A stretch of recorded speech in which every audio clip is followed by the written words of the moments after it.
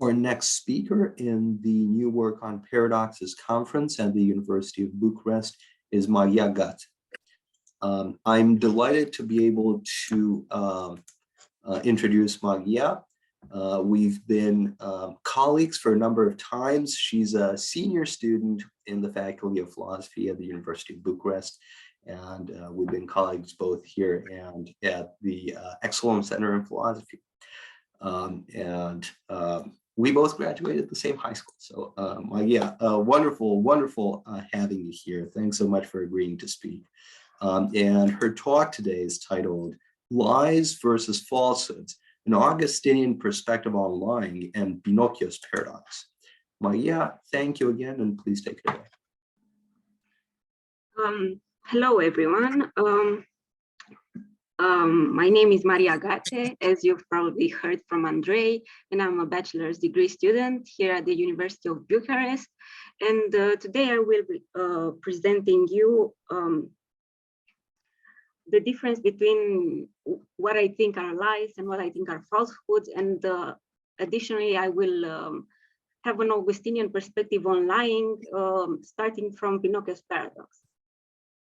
And as you can easily see by the title of this presentation, my main objectives are firstly to make a clear distinction, or at least to sketch a distinction between what is a lie and what I think is a falsehood, arguing in favor of an Augustinian perspective on lying and the view on falsehood that is inspired from the correspondence theory of truth. Furthermore, I will claim that this confusion between these two different concepts led to the inference that Pinocchio's utterance of the sentence, "My nose is growing," leads to a paradox, as proposed by Peter Eldridge Smith in 2010. The same line of reasoning is valid when we turn our attention towards a new formulation of the Pinocchio's paradox, namely the blushing liar paradox, proposed by the Augustinian Ficara in 2020. In this argumentation, I will use Quine's classical understanding of what is a paradox and how it can be resolved from the ways of paradox. Finally, I will claim that the problems that I have highlighted are sufficient conditions to block the two paradoxes from happening, and therefore to show that the arguments that supposedly lead to contradictions are actually fallacious. As an introductory thought, paradoxes have always played an important role in the history of our philosophical thought, being associated with crisis in thought and revolutionary advances, because its main effect is to determine major reconstruction at the foundations of thought, especially starting from where it leads to an obvious contradiction. Perhaps one of the most famous and intuitive paradoxes is the classical version of the liar. What I am now saying is false, forms of which date back to the paradox of Eubulides of Crete. Maria, apologies for the interruption. I just thought I'd point out that we're still seeing the introductory slide, the title slide. If that was intended, that's totally fine. No, sorry. I will share my presentation again, and I hope no worries at all. You can now see another slide. Now we see the introduction slide, yes. Yeah.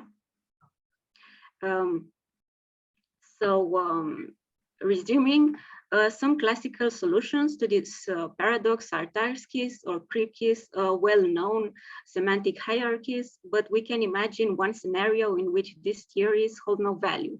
What if Pinocchio's, whose nose grows if and only if he tells a lie, says, "My nose is growing"? The last decade of philosophical debates regarding Peter Eldridge Smith's presumably non-semantic version of the liar paradox has proven to be very prolific in terms of researching the assumptions it is based on, or rather exploring the metaphysical consequences that come with its acceptance.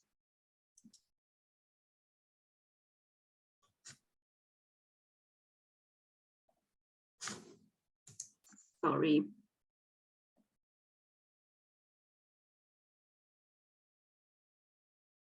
You can now see the slide, "What is a lie?" That's right, that's exactly. Perfectly. So now I am to make a distinction, sketch a distinction between lying and falsehood. And first, what is a lie? According to Augustine, the definition of lying is presented as follows. For which purpose we must see what a lie is, for not everyone who says a false thing lies, if he believes or opines that to be true which he says.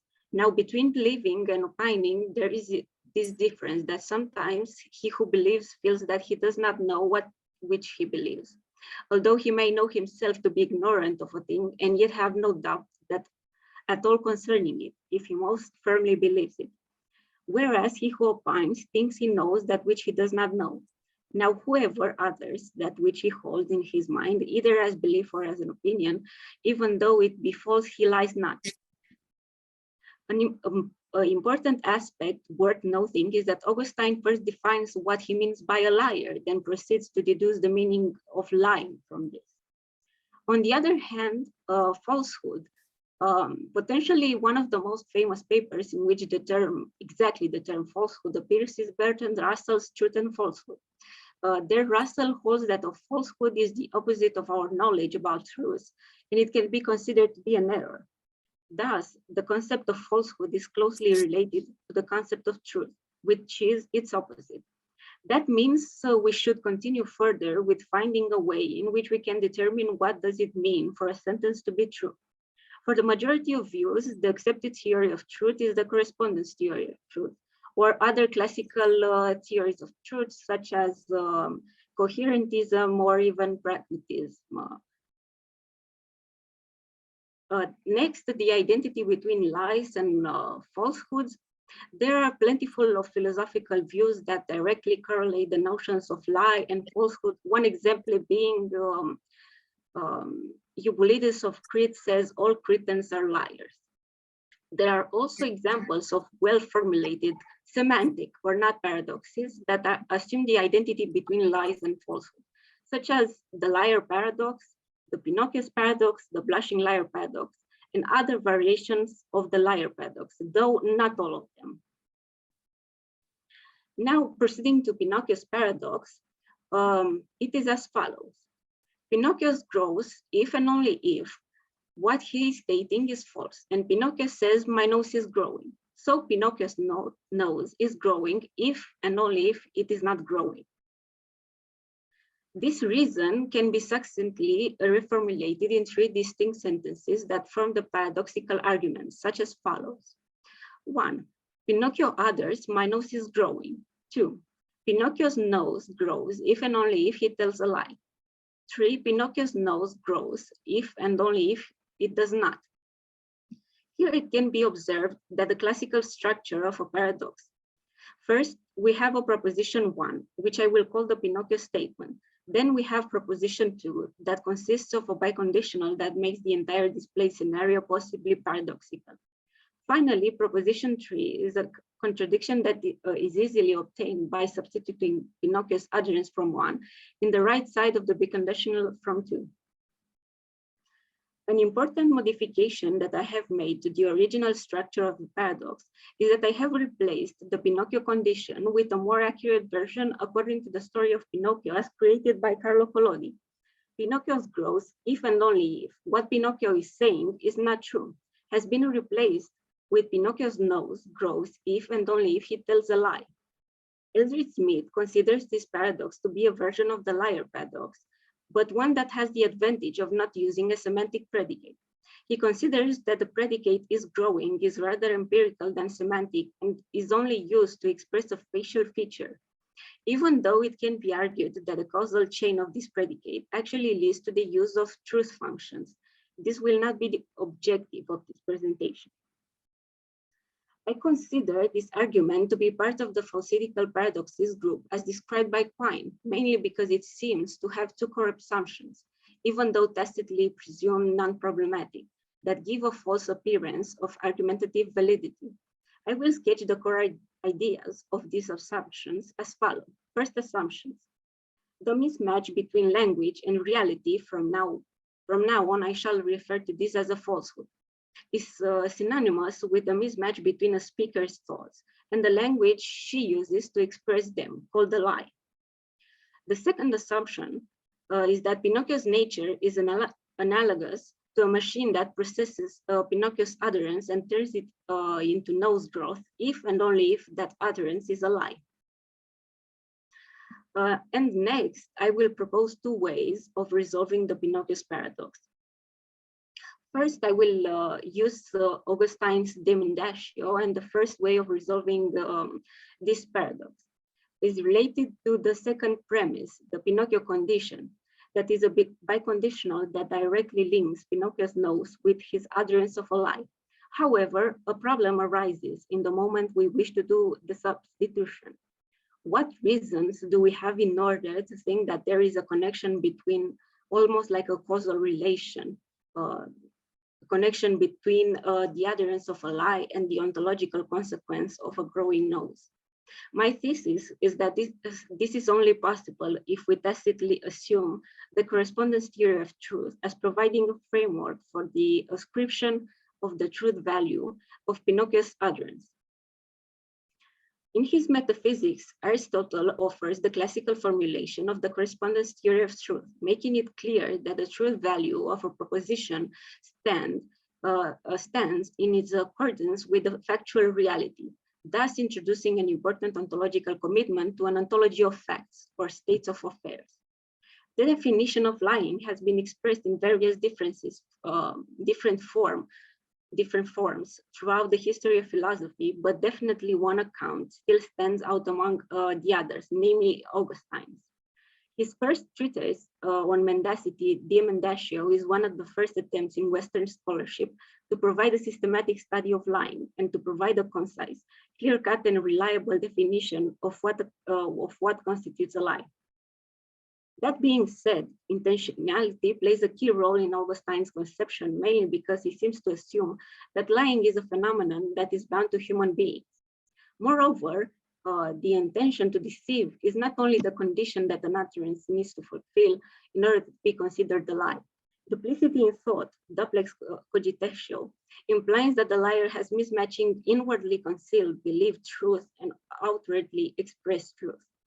Augustine defines the act of lying such as follows, only resorting to the use of the linguistic and mental planes. Wherefore that man lies, who has one thing in his mind, and others another in words, or by signs of whatever kind. Whence also the heart of him who lies is said to be double. That is, there is a double thought, the one that of that thing which he either knows or thinks to be true and does not produce, the other of that thing which he produces instead thereof, knowing or thinking it to be false. One important consequence of this previous definition is that it implies a certain view on the nature of a lie, lifting up the discussion of lying from an ontological paradigm that tackled the problem of lying within the frame of objective falsehoods to the meta level of interpreters' beliefs and intentionality. So Augustine says, for from the sense of his own mind, not from the verity or falsity of the things themselves, is he to be judged to lie or not to lie.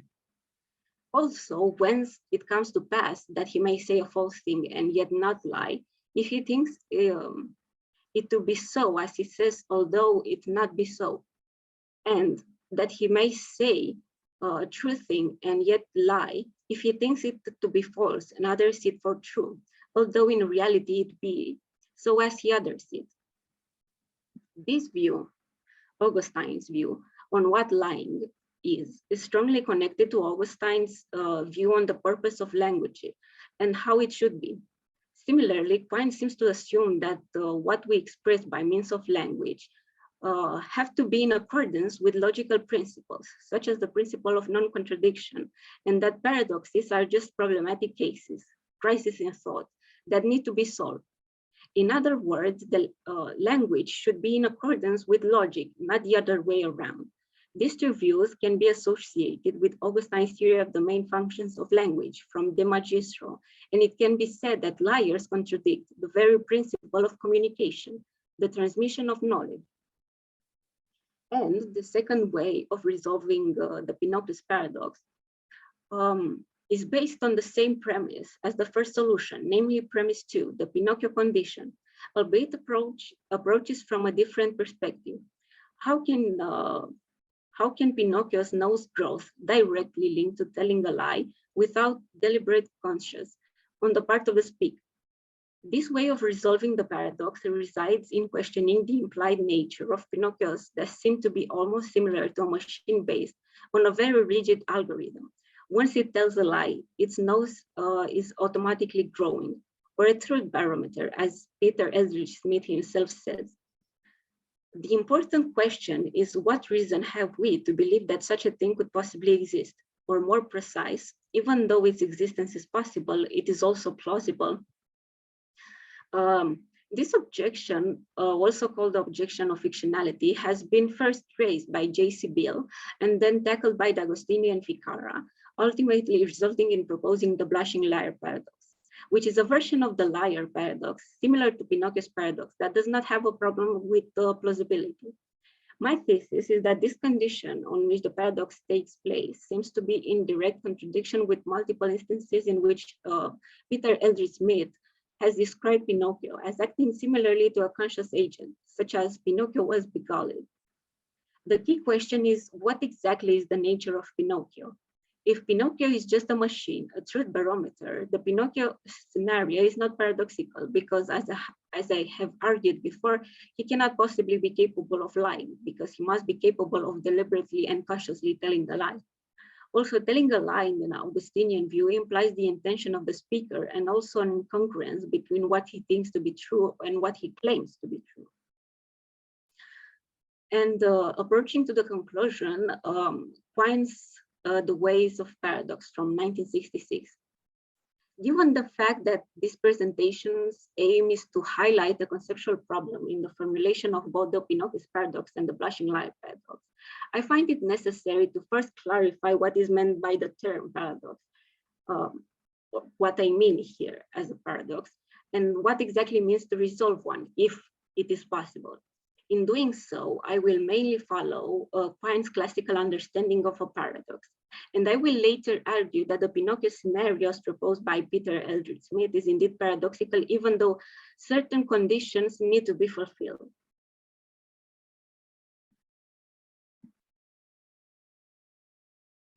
Most often, a paradox is understood as an apparently successful argument having as its conclusion a statement or proposition that seems obviously false or absurd. Sainsbury also commits to a similar definition of a paradox, an apparently unacceptable conclusion derived by apparently acceptable reasoning from apparently acceptable premises. Even though Quine admits that by considering any such argument followed by an absurd conclusion, a paradox, many things may be left unsaid. I think this account is still very much relevant for my present aim. Following Quine's definition, we can distinguish two possible ways of resolving paradoxes.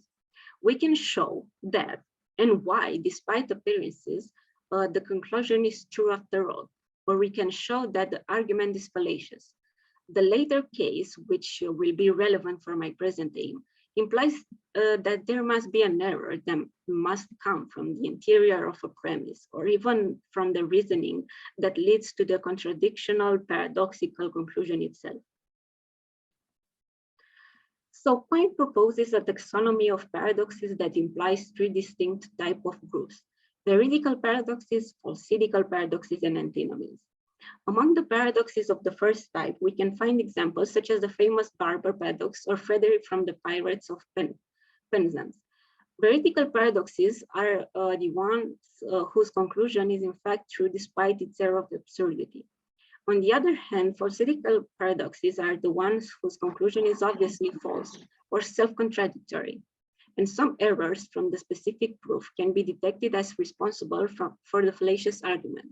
One example of such a paradox is De Morgan's proof that 2 equals 1, or as I will show, even Pinocchio's paradox. Lastly, the third type of paradoxes, also called antinomies, are the ones that cannot be traced back and therefore cannot be resolved in the two aforementioned ways. These are the ones that pose a problem to human thought and can make us reconsider the very foundations of our thinking. So I have three main conclusions. The first conclusion is derived from these three premises. 1, Pinocchio utters my nose is growing. 2, Pinocchio's nose grows if and only if he tells a lie. And 3, a lie is not the same thing as a falsehood. So the first conclusion is telling a factual falsehood does not exclude the possibility of Pinocchio's nose growing. Adding a fourth premise, telling a lie implies the intention to deceive and the mismatch between the speaker's thoughts and language. Leads us to the second conclusion. If Pinocchio's nose grows, he must have had the intention to deceive, and a mismatch between the speaker's thoughts and language implies that the possessor must be a conscious agent. Then lastly, adding a fifth premise, the possession of the intention to deceive and the mismatch between the speaker's thoughts and language implies that the possessor must be a conscious agent. Leads us to the final conclusion. Pinocchio must be a conscious agent capable of making deliberate decisions. And a few conclusive thoughts. I think that these conceptual errors, including in Pinocchio's paradox, can teach us many valuable lessons about the way we conceptualize falsehood and lying, or probably most important, the dependence of some ideas to human particularities, such as awareness, agency, etc. And now I want to thank you for listening to my presentation, and for any further questions regarding this presentation that I will not answer in the Q&A, please do not hesitate to contact me at this email address. And these are the references I have used in developing this presentation. And very much looking forward to the Q&A session. Thank you. Thank you so much, Magia. And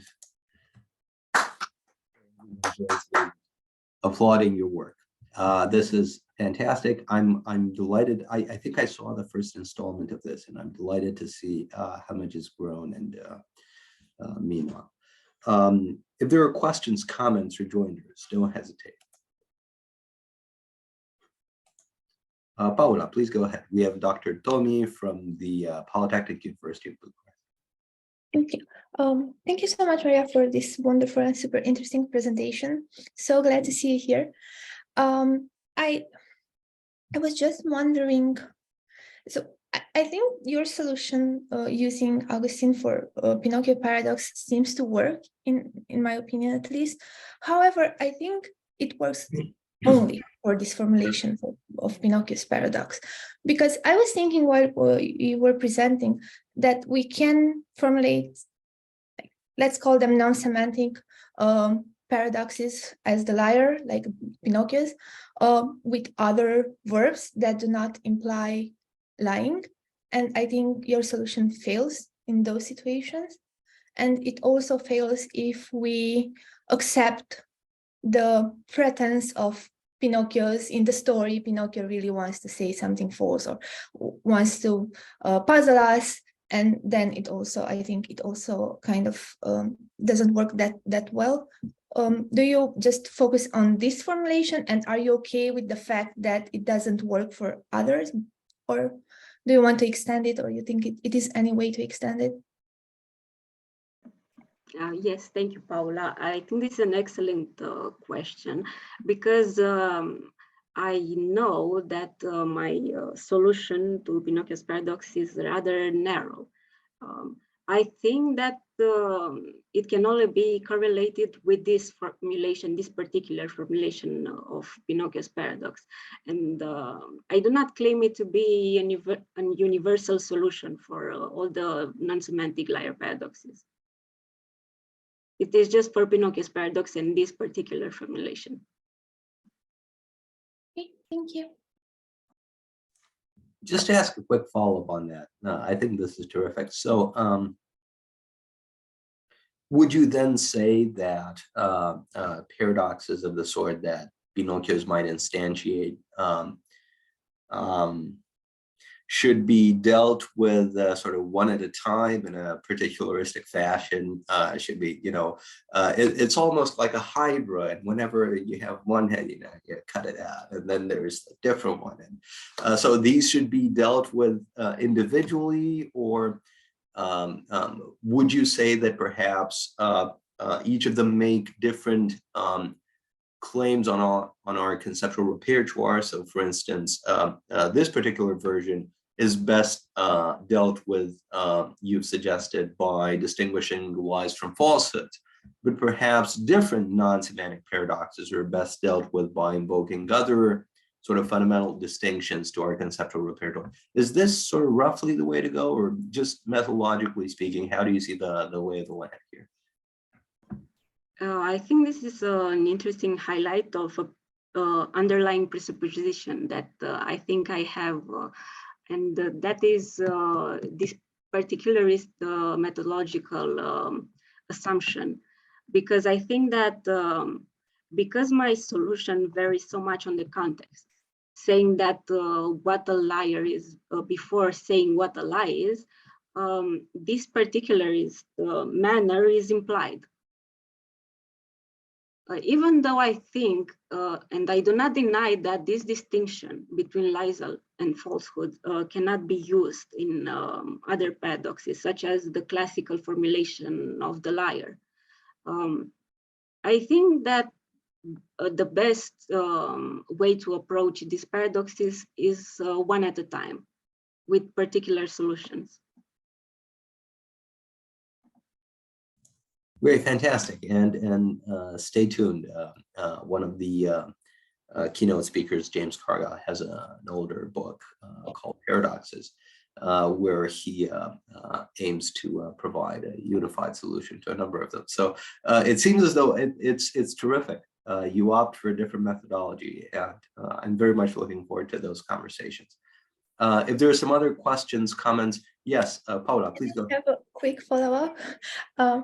Maria, you said that you want to give responses to liar-like paradoxes one of a time, but does your solution work can be put in formal languages? Because it works quite well from a philosophical point of view, but does it work as well from a logical, mathematical point of view? I was thinking, if can you introduce your solution in, for example, star-system theories or Kripke's?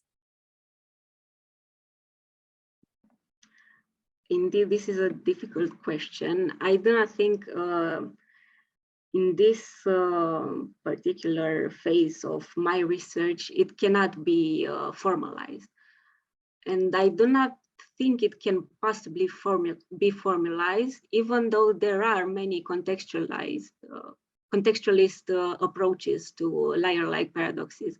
But I think this is a bit different, and it is essentially philosophical. It's fantastic. My guest taking a hard philosophical line here. I would have just to chime in, answered the question somewhat differently. So, for instance, if lying presupposes intention to deceive or intention to speak otherwise than truthfully, then presumably there's going to be a multi-agent system, right? And presumably relative to each agent, there are going to be some mental state ascriptions, such as intending, and intending to cause in others beliefs that are inaccurate, right? And so the intricacies of that are by now well known, but also quite fascinating expressively and computationally. So I would very much love to see an exploration of Pinocchio's paradox formally as well. Here I'm just revealing a different inclination than Magia. But thank you so much, both of you, for the question and answer. If there are some other rejoinders, comments, questions for Mrs. Gațe. And if not, please join me in thanking her once more for wonderful work.